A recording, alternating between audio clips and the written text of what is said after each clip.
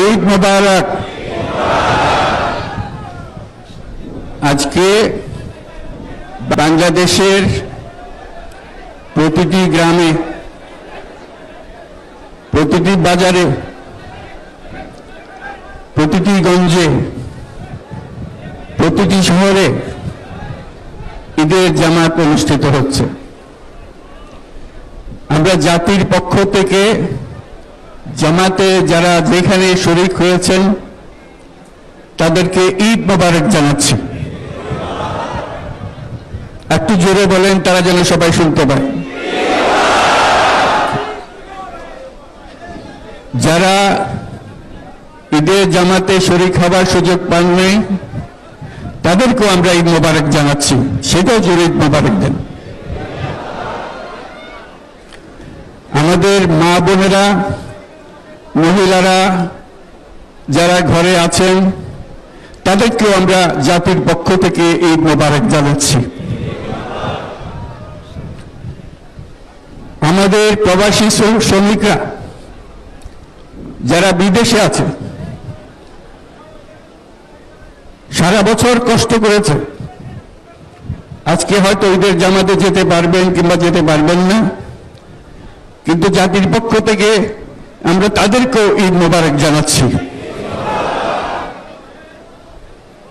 যারা বাংলাদেশিরা আছেন পৃথিবীর বিভিন্ন দেশে,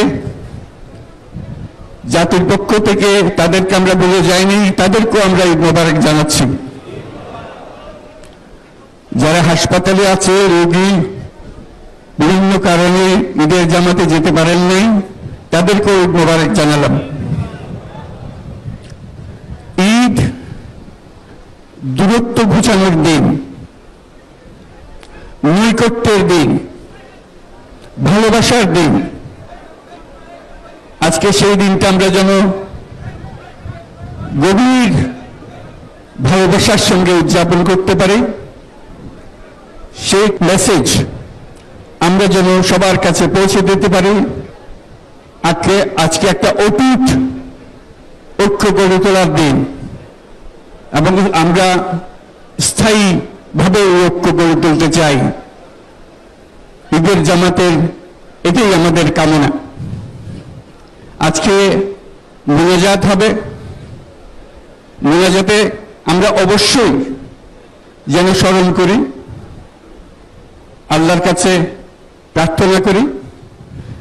আমাদের এই নতুন বাংলাদেশ গড়ার যারা সুযোগ দিয়েছে, যে বীর সন্তানরা আত্মাহুতি দিয়েছে, আল্লাহ যেন তাদের রূহের মাগফিরাত দেন, তাদের শান্তি দেন। আমরা তাদের মোনাজাতে সেটা যেন আমরা অংশ রাখি। আর মোনাজাতে যারা আহত হয়েছেন, যারা স্বাভাবিক জীবন থেকে বিচ্যুত হয়ে গেছে, এই দেশের জন্য নিজেদের স্বাভাবিক জীবন ত্যাগ করতে যারা বাধ্য হয়েছে, তাদের স্বাভাবিক জীবন যাপনের ক্ষমতা দেওয়ার জন্য, রোগমুক্তির জন্য আল্লাহর কাছে যেন আমরা প্রার্থনা করি। আজকের দিনে আমরা প্রার্থনা করি, যেই নৈকট্য আজকের দিনে আমরা শুরু করলাম, এই নৈকট্য এবং এই ঐক্য জাতির জন্য যেন স্থায়ী হয়, আমরা যেন একটা ঐক্যবদ্ধ জাতি হিসেবে সামনে এগিয়ে যেতে পারি। যারা আত্মত্যাগ করেছেন, যারা নতুন বাংলাদেশের স্বপ্ন বাস্তবায়ন করার জন্য নিজের আত্মাহুতি দিয়েছেন, বেঁচে থাকলেও স্বাভাবিক জীবন যাপন করতে পারছেন না, তাদের স্মরণে আমরা যেন মোনাজাত করি আল্লাহর কাছে। আমরা অবশ্যই সেই স্বপ্ন বাস্তবায়ন করব। শত বাধা সত্ত্বেও, যত বাধাই আসুক, আমরা ঐক্যবদ্ধ জাতি হিসেবে এই নতুন বাংলাদেশ গঠন করব ইনশাআল্লাহ।